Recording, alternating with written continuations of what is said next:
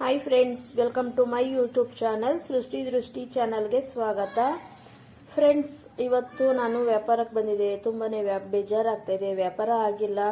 ಸುಮಾರು 12 ಗಂಟೆ ಆಗಿದೆ. ಇವಾಗ ಇಷ್ಟೊತ್ತು ಇಲ್ಲಿವರೆಗೂ ನಿಂತಿದೆ, ಬೆಳಗ್ಗೆ 7 ಗಂಟೆಯಿಂದ. ಇವಾಗ ಮತ್ತೆ ಬೇರೆ ಊರಿಗೆ ಹೋಗ್ತಾ ಇದ್ದೀನಿ. ನೋಡಿ, ಇಷ್ಟೊಂದೆಲ್ಲ ಹೂವು ಮಿಕ್ಕಿದೆ. ಮತ್ತೆ ಬ್ಯಾಗಲ್ಲೂ ಕೂಡ ಇದೆ ಹೂವು. ಸ್ವಲ್ಪ ಕೂಡ ವ್ಯಾಪಾರ ಆಗಿಲ್ಲ ಇವತ್ತು. ಅದಕ್ಕೆ ಮತ್ತೆ ರಿಂಗ್ ರೋಡ್ಗೆ ಹೋಗೋಣ ಅಂತ ಹೇಳಿ ಹೋಗ್ತಾ ಇದ್ದೀನಿ. ತುಂಬಾನೇ ಬೇಜಾರಾಗ್ತಿದೆ. ಸುಮಾರು ಒಂದು 20 ದಿವಸನೇ ಆಯಿತು, ವ್ಯಾಪಾರನೇ ಆಗ್ತಾ ಇಲ್ಲ. ಈ ರೀತಿನೇ ಆಗ್ತಾ ಇದೆ.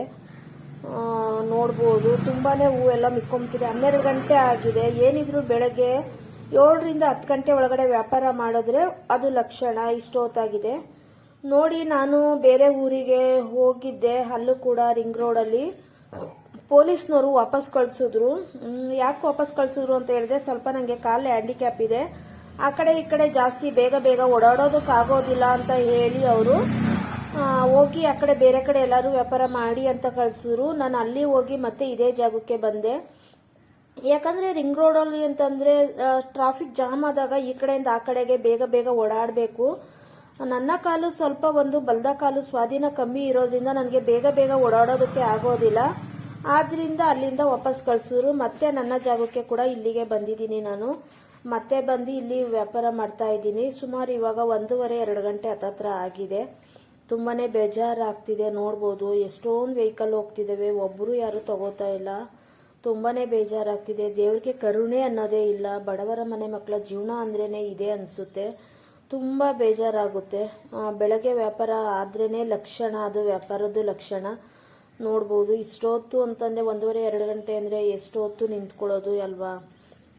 ಬೆಳಗ್ಗೆ 7 ಗಂಟೆಯಿಂದ ಮಧ್ಯಾಹ್ನ 3 ಗಂಟೆ 4 ಗಂಟೆ ಆದ್ರೂ ಆಗುತ್ತೆ, 2 ಗಂಟೆ ಆದ್ರೂ ಆಗುತ್ತೆ. ಅವಾಗ ಹೋಗಿ ತಿಂಡಿ ತಿನ್ಬೇಕು ಮನೆಗೆ ಹೋಗಿ.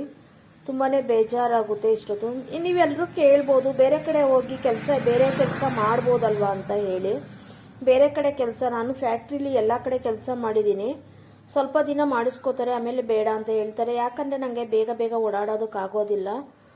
ಸ್ವಲ್ಪ ಕಾಲು ಹ್ಯಾಂಡಿಕ್ಯಾಪ್ ಇರೋದ್ರಿಂದ, ಸ್ವಾಧೀನ ಕಮ್ಮಿ ಇರೋದ್ರಿಂದ ಬೇಗ ನಾನು ಓಡಾಡೋದಕ್ಕಾಗೋದಿಲ್ಲ. ಅದರಿಂದ ನಾನು ಬೇರೆ ಕಡೆ ಕೆಲಸ ಇಲ್ಲವೇ ಹೋಗೋಕೆ ಮಾಡ್ತಾ ಇಲ್ಲ. ನಾನು ಮಾಡಿದ್ದೀನಿ ಮುಂಚೆ ಎಲ್ಲ ಗಾರ್ಮೆಂಟ್ಸಲ್ಲೆಲ್ಲ ಕೆಲಸ ಮಾಡಿದ್ದೀನಿ. ಟೈಲರ್ ಕಲ್ತಿದ್ದೀನಿ, ಎಲ್ಲ ಕೆಲಸನೂ ಕಲ್ತಿದ್ದೀನಿ.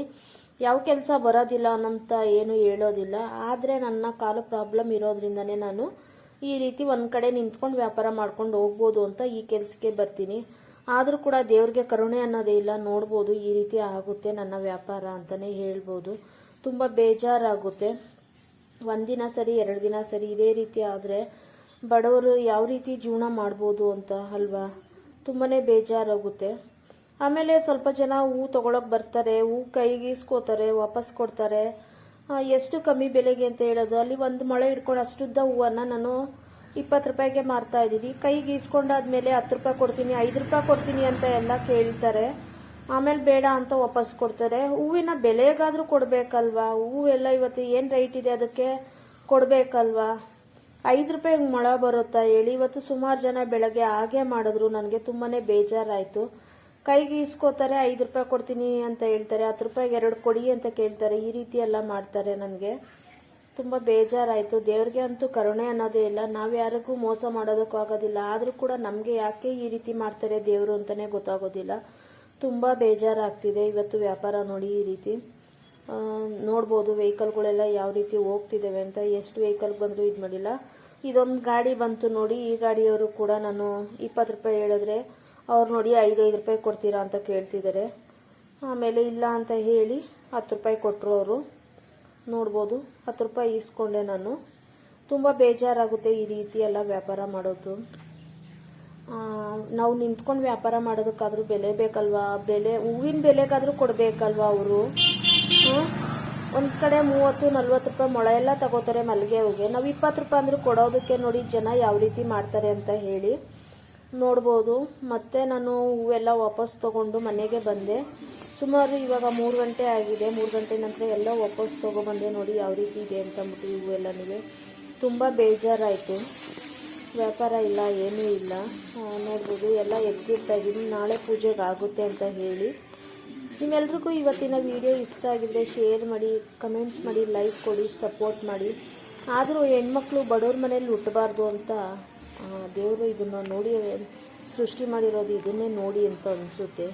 ನಮ್ಮಂಥ ಹೆಣ್ಮಕ್ಳಿಗೆ ಬಡವ್ರ ಮನೆಯೇ ಅಲ್ಲ, ಹುಟ್ಟಿದ್ರೆ ಶ್ರೀಮಂತರ ಮನೇಲಿ ಹುಟ್ಟಬೇಕು, ಇಲ್ಲ ಅಂತಂದರೆ ತೀರಾ ಬಡವ್ರ ಮನೇಲಿ ಹುಟ್ಟಬೇಕು, ಮಧ್ಯಮ ವರ್ಗದ ಮನೆಯವರಲ್ಲಂತೂ ಹುಟ್ಟಲೇಬಾರ್ದು ಹೆಣ್ಮಕ್ಳು ಅನ್ನೋ ರೀತಿಲಿದೆ. ಆದರೂ ಹೆಣ್ಮಕ್ಳು ಜೀವನ ಮಾಡ್ತೀವಿ ಅಂದರೆ ದೇವರು ಎಲ್ಲ ಈ ರೀತಿ ಎಲ್ಲ ಮಾಡ್ತಾರೆ ಅಂತ ಗೊತ್ತಿಲ್ಲ. ಇಲ್ಲ ಅಂದರೆ ಎಲ್ಲ ಸಕಲ ಸೌಕರ್ಯ